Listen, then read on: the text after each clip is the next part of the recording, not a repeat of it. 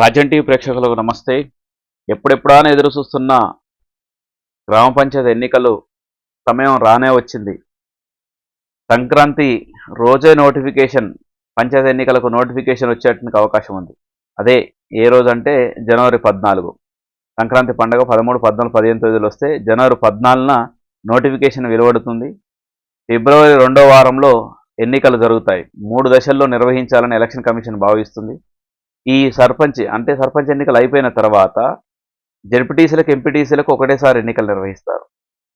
ఇది ప్రభుత్వం ముందున్నటువంటి లక్ష్యాలు. ప్రభుత్వం ఈ విధంగా ముందుకెళ్తుంది. అయితే ఇద్దరు పిల్లలకు మించి సంతానం, ఇంతకుముందు ఇద్దరు పిల్లల కంటే ఎక్కువ ఉంటే పోటీ చేసేటానికి ఆస్కారం ఉండేది కాదు. ఇప్పుడు ఈ కాలం ఎత్తేస్తున్నారు. రేపు జరిగేటానికి ఎన్నికల్లో ఎంతమంది పిల్లలు ఉన్నా కానీ పోటీ చేసుకునే అవకాశం ఉందన్నట్టు. ఇక పిల్లలతో సంబంధం లేదు. 10 మంది ఉన్నా పోటీ చేయొచ్చు, 5 ఉన్నా పోటీ చేయొచ్చు, 2 పోటీ చేయొచ్చు, ఎంతమంది ఉన్నా చేయొచ్చు. అనంతరం బీసీ రిజర్వేషన్లపై ప్రభుత్వ నిర్ణయం. అయితే ఇప్పటికే బీసీల కులగణన కొనసాగుతుంది. వాటిని కంప్యూటరైజ్ చేస్తున్నారు. ఇప్పటివరకు సేకరించిన డేటానంతా కంప్యూటరైజ్ చేస్తున్నారు. దాంతో ఏమైందంటే వేగంగా కంప్యూటరైజ్ చేస్తే అంతా కులగణన, ఏ కులం ఎంతమంది ఉన్నారు, ఎంత శాతం ఉన్నారు, దాన్ని బట్టేసి రిజర్వేషన్లను డిక్లేర్ చేస్తారు. ఆ విధంగా రిజర్వేషన్లని పెంపు చేసేసి ఎన్నికలకు వెళ్తుంది.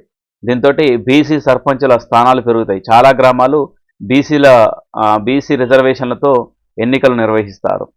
కొన్ని మండలాల్లో పెరగనున్న ఎంపీటీసీల స్థానాలు కూడా పెంచాలన్న ఆలోచనతో ఉంది. మినిమం 5 ఎంపీటీసీలు ఉండేటట్టు చూస్తున్నారు. ఎందుకంటే కొన్ని మండలాల్లో 3 లేదా 4 మాత్రమే ఉన్నాయి. మినిమం 5 ఉండాలి. 5 కంటే ఎక్కువ ఎంపీటీసీ స్థానాలు ఉండేటట్టు ప్రభుత్వం ప్లాన్ చేస్తుంది. ప్రభుత్వం కసరత్తు చేస్తుంది.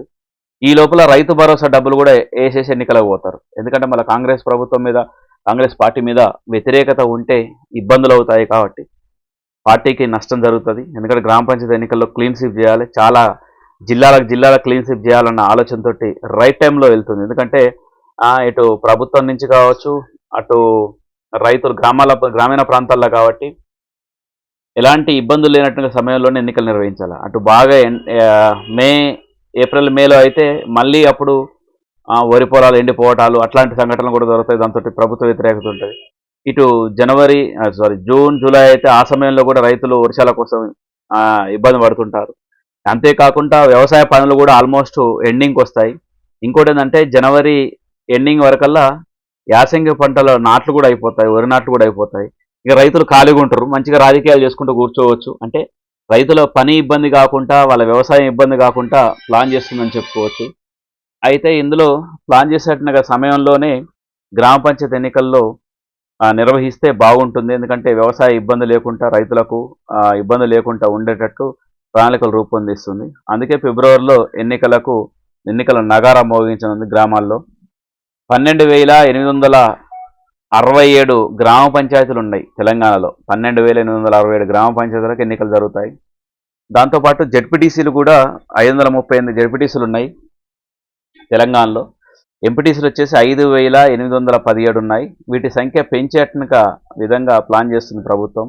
ఎందుకంటే మినిమం ఇంతకుముందు చెప్పినట్టు 5 ఎంపీటీసీల కంటే ఎక్కువగా ఉండేటట్టు ఒక మండలంలో ప్లాన్ చేస్తుంది తెలంగాణ ప్రభుత్వం, రేవంత్ రెడ్డి ప్రభుత్వం. సో ఎన్నికల్లో ఎలా ఉంటాయి, రేపు జరగబోయేట ఎన్నికల్లో ఎట్లా ఉంటుంది అనేది చూడాల్సి ఉంటుంది. అన్ని పార్టీలు ఇప్పటికే కారాలు మీరాలు ఉడుతున్నాయి. పార్టీల విషయంలో అన్ని పార్టీలు సిద్ధంగా ఉన్నాయి. ముఖ్యంగా ప్రధానంగా కాంగ్రెస్ కావచ్చు, బీజేపీ కావచ్చు, బీఆర్ఎస్ కావచ్చు, 3 పార్టీలు సిద్ధంగా ఉన్నాయి ఎన్నికలకు పోవటానికి. దీంతో చూడాలి ఎన్నికలు ఎట్లా రసవత్తరంగా కొనసాగేటువంటి ఆస్కారం ఉంది. ఇప్పటికే దగ్గరికి వచ్చింది, ఇక 2 నెలల సమయం మాత్రమే ఉంది. కాబట్టి ఎన్నికలకు ఇప్పటికే గ్రామాల్లో కూడా ఇక మొదలైతే మళ్ళా సిట్టింగులు, దాంతోపాటు ఖర్చులు, ఇక ఎవరు అందులో మంతనాలు, ఇవన్నీ కొనసాగుతుంటాయి. అంతేకాకుండా ఎలక్షన్ కమిషన్ కూడా ఎన్నికల సిబ్బంది నియామకం మీద దృష్టి పెట్టింది. ప్రిసైడింగ్ ఆఫీసర్ కావచ్చు, పోలింగ్ సిబ్బంది, పోలింగ్ ఆఫీసర్స్, దాంతోపాటు ఎన్ని స్టేజ్లో నిర్వహించాలి, 2 స్టేజ్లో నిర్వహించాలా, 3 స్టేజ్లో నిర్వహించాలా. ఎందుకంటే ఒక జిల్లాలో సగం జిల్లా ఒకరోజు, సగం జిల్లా ఒకరోజు నిర్వహిస్తే అయిపోతుంది. అట్లా కాకుండా 3 సార్లు నిర్వహిస్తే బాగుంటుందన్న ప్లాన్లో కూడా ఎలక్షన్ కమిషన్ ఉంది. చూడాలి రాష్ట్ర ఎన్నికల అధికారి, రాష్ట్ర ఎన్నికల సంఘం ఏం చేస్తుందని చూడాలి. దాంతోపాటు గ్రామ పంచాయతీ ఎన్నికల్లో జనరల్గా పార్టీ గుర్తులు ఉండవు. ఏ పార్టీకైనా పార్టీ గుర్తులు ఉండవు. స్వతంత్ర అభ్యర్థులు స్వతంత్ర గుర్తులు ఇస్తారు. ఆ గుర్తులకు వెళ్ళే కొన్ని గుర్తులు తీసుకోవాల్సి ఉంటుంది. అట్లా పోలింగ్ కేంద్రంలో 200 మంది వరకు ఓటర్లు ఉంటే ప్రిసైడింగ్ అధికారులతో పాటు మిగతా అధికారులు, ప్రిసైడింగ్ అధికారులు, పోలింగ్ సిబ్బంది కూడా ఉంటారు. ఈ విధంగా ప్లాన్ చేస్తున్నారు. ఈ ఎలక్షన్ కమిషన్ ఆ డ్యూటీ అది చేసుకుంటుంది. అయితే పోలీస్ స్టేషన్ల ఎంపికలు కూడా కసరత్తు చేస్తున్నారు. మరొక అంశం ఏంటంటే 600 ఓటర్ల వరకు ఒక పోలింగ్ స్టేషను, 600కు మించితే 650కి మించితే ఇంకొక పోలింగ్ స్టేషన్ కూడా, అంటే పోలింగ్ స్టేషన్ రెండో పోలింగ్ స్టేషన్లు కూడా ఆ గ్రామాల్లో ఏర్పాటు చేస్తారు అన్నట్టు. సేమ్ సాక్షి వచ్చిన కథనం కూడా అంతే. ఇంతకుముందు ఆంధ్రజ్యోతి కథనం, ఇది సాక్షి కథనం. అట్లా సో జనవరి 14 అంటే సంక్రాంతి రోజే నోటిఫికేషన్ విడుదలవుతుంది, ఎన్నికలు జరుగుతాయి. మరొక అంశం ఏంటంటే బీసీ రిజర్వేషన్లపై మల్లగుల్లాలు, అంటే బీసీ రిజర్వేషన్లతోటి ఎన్నికలు జరుగుతాయి. బీసీ రిజర్వేషన్లు ఈ నెల కల్లా కులగణన రిపోర్ట్ కూడా వస్తుంది కాబట్టి దాన్ని బేస్ చేసుకొని రిజర్వేషన్లు ఇస్తారు. అయితే స్థానిక సంస్థల్లో బీసీలకు 42% రిజర్వేషన్లు కల్పిస్తామని ఎన్నికలకు ముందు కాంగ్రెస్ పార్టీ హామీ ఇచ్చింది. ప్రస్తుతం గ్రామీణ స్థానిక సంస్థల్లో బీసీలకు 22% రిజర్వేషన్లు అమల్లో ఉంది. దాన్ని 42కు పెంచుతామని చెప్పారు. సో పెంచేటానికి ఆస్కారం ఉంటుంది. మరి పెంచితే 50% రిజర్వేషన్లు మించుతుంది. దీనివల్ల రిజర్వేషన్లు 50% మించరాదన్న సుప్రీంకోర్టు తీర్పుకు అడ్డంకిగా మారుతుందన్న అభిప్రాయం కూడా వ్యక్తమవుతుంది. జనాభా మేరకు రిజర్వేషన్లు కల్పించాలన్న ఉద్దేశంతోనే ప్రభుత్వం డెడికేటెడ్ కమిషన్ ఏర్పాటు చేసి కులగణనకు చేపట్టిన సంగతి తెలిసిందే. తాజాగా లెక్కలకు ఇప్పుడు కంప్యూటరైజ్ జరుగుతుంది. బీసీ రిజర్వేషన్లో ఎంత శాతం వస్తుంది ఏందనేది వివరాలు కూడా వస్తాయి. దాన్ని బట్టేసి ప్రభుత్వం ముందుకెళ్తుంది. మళ్ళీ ఆ తర్వాత కోర్టుకు వెళ్ళేటానికి ఆస్కారం ఉండదు. మరి కోర్టు కూడా కొంత కోర్టు తీర్పు దాన్ని బట్టేసి నిర్ణయం కూడా ఉంటుందని చెప్పుకోవచ్చు.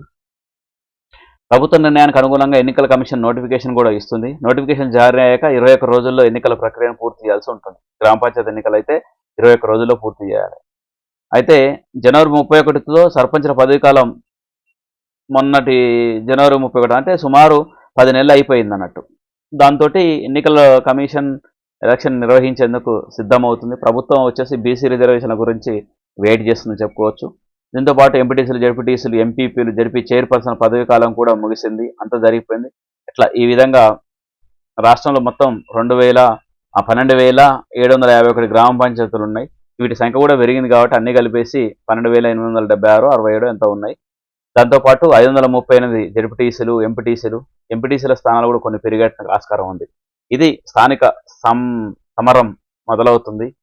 ఈ స్థానిక సమరం కోసం ఇప్పటికే సిట్టింగులు, పార్టీలు రకరకాల కసరత్తులు, పార్టీలు, దాంతోపాటు గ్రామాల్లో కూడా కప్పలు కూడా సిగ్గుపోయేటట్టు జనాలు, కార్యకర్తలు ఈ పార్టీ నుంచి ఆ పార్టీలోకి, ఆ పార్టీ నుంచి ఈ పార్టీలోకి దూకుడిగా.